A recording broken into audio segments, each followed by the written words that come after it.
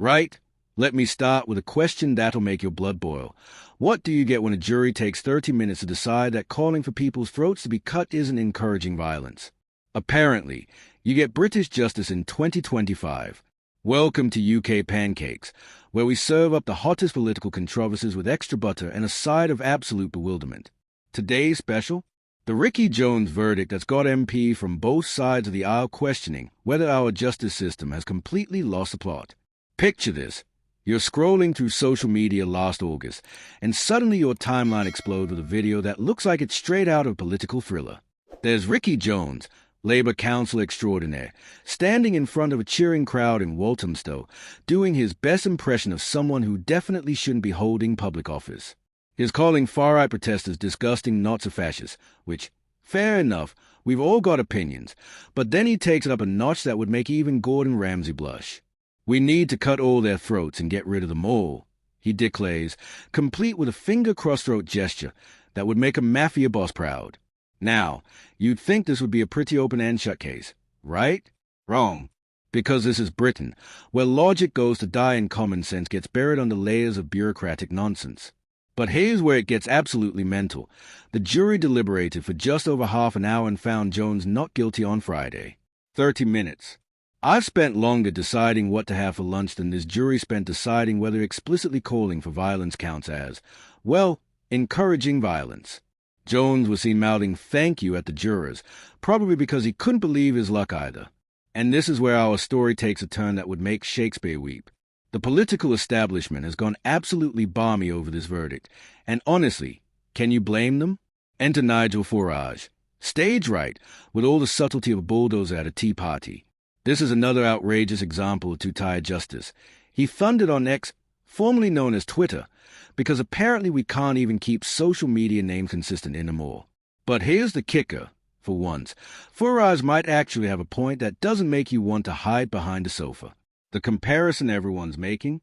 Lucy Connolly, who got 31 months in prison for posting something online that, according to Shadow Home Secretary Chris Philp, was no worse than what Jones said to a live crowd while miming throat-slashing gestures. It's like comparing a strongly worded email to standing in Trafalgar Square with a megaphone. Both might be inappropriate, but one's clearly more theatrical. Speaking of Chris Philp, he's absolutely livid, and when a politician uses the word astonishing in an official statement, you know they're one step away from throwing their dispatch box across the Commons. It is astonishing that this Labour councillor who was caught on video calling for throats to be slit is let off scot-free, he fumed. And you know what? When the Shadow Home Secretary starts using phrases like scot-free, it's either really serious or has been binge-watching too many crime dramas. But wait, there's more. Former Home Secretary James Cleverly, and yes, that's his actual surname, which makes this even more delicious, called the jury's decision perverse. Now, when a man named Cleverly calls something perverse, you've got to wonder if we're living in some sort of political satire that's gotten completely out of hand. Here's where things get really spicy, though. The notion of two-tier justice isn't just some political talking point anymore. It's moved from being an accusation to a statement of incontrovertible fact. And that's terrifying, because it suggests our justice system operates on different rules depending on who you are, what you believe, or which political party you support. Let's break this down like a proper Sunday roast. On one side, you've got Jones, who literally called for violence in front of a crowd, complete with theatrical gestures, and walks away with a pat on the back and a thank you to the jury. On the other side, you've got people getting significant prison sentences for social media posts. It's like watching a game of legal roulette where the wheel is obviously rigged, but nobody wants to admit it. The most maddening part? This isn't even about left versus right anymore.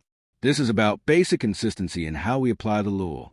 When former Conservative ministers and Reform leaders are saying the same thing about justice being unequal, you know we've crossed into territory that should make every British citizen deeply uncomfortable. And here's the cherry on top of this absolute mess. Jones was a full-time official for the Transport Salaried Staff Association Union at the time. So we're not just talking about some random councillor having a moment. This was someone with significant influence and responsibility who thought it was perfectly reasonable to call for violence in public. The timing couldn't be worse, either. This verdict comes at a time when public trust in institutions is already shakier than a Jenga tower in an earthquake. People are watching cases like this and wondering if the scales of justice have been replaced with a magic 8-ball that gives different answers depending on your political affiliation. What makes this even more remarkable is how quickly the jury reached their decision. 30 minutes. That's barely enough time to read through the evidence properly, let alone deliberate on the nuances of what constitutes encouraging violent disorder. It suggests side of the case was so clear-cut that it required minimal discussion, which would be baffling given the video evidence, or the jury had made up their mind before they even started deliberating. The political ramifications are already rippling through Westminster like a stone thrown into a very murky pond. MPs are questioning not just a specific verdict, but the entire framework of how justice is administered in this country. When politicians from across the spectrum are united in their disbelief, you know something has gone seriously wrong. Reform UK Chairman Zia Yusuf summed it up perfectly. Two-tier justice in this country is out of control. And whether you love or loathe Reform UK, that statement hits like a sledgehammer to the gut of anyone who believes in equal treatment under the law. The broader implications here are staggering. If calling for throats to be cut while miming the action isn't considered encouraging violent disorder, then what is? Are we setting a precedent that political rhetoric, no matter how extreme, gets a pass as long as it's delivered at the right kind of rally by the right kind of person? This case exposes a fundamental crack in our justice system that goes far beyond party politics. It's about whether we are consistent standards for everyone, or whether justice depends on your postcode, your politics, or your profession. And right now, it's looking distinctly like the latter. The most troubling aspect isn't even the verdict itself. Juries can make questionable decisions. It happens. It's the speed with which they reached it and the apparent disconnect between what we all saw in that video and what the jury concluded. It suggests a justice system that's either completely broken or operating on principles that ordinary citizens can't understand or predict. So where does this leave us?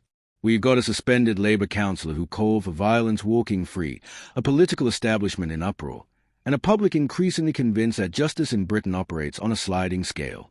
It's a perfect storm of institutional failure wrapped up in legal technicalities, and served with a garnish of political outrage. The Ricky Jones case isn't just about one man or one verdict. It's a mirror reflecting everything that's wrong with how we administer justice in modern Britain. And frankly, the reflection is absolutely terrifying. Thanks for watching UK Pancakes, where the political tea is always scalding hot and the truth is served without sugarcoating. If this case has left you as bewildered as the rest of us, smash that like button, subscribe for more political chaos, and let me know in the comments whether you think we're witnessing the death of equal justice or just another day in the asylum we call British politics. Until next time, keep your eyes open and your expectations thoroughly lowered.